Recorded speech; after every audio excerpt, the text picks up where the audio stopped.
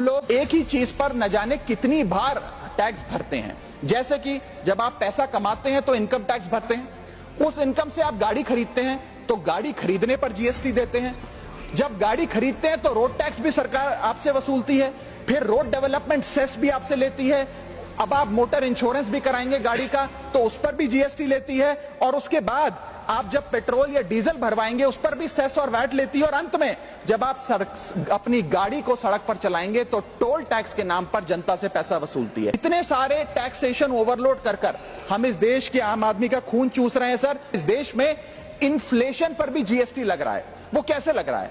एक प्रोडक्ट जो 100 रुपए का बिकता था उस पर 18% जीएसटी हुआ करता था, आज वो वस्तु महंगी हो गई, 100 से 150 रुपए की बिकने लगी, अब 18% 150 रुपए पे लगने लगा, यानी कि 50 रुपए की जो महंगाई है उस पर भी सरकार जीएसटी लेने लग गई है, which is GST on inflation. में जिन लोगों को अर्थशास्त्र के बारे में जानकारी नहीं है उनकी राय पे अगर बजट बनाएंगे तो इसी प्रकार के फ्लिप फ्लॉप देखने को मिलेंगे। क्या हमारे देश की वित्त मंत्री इन्फ्लेशन एडजस्टेड प्रॉफिट्स में विश्वास नहीं रखती?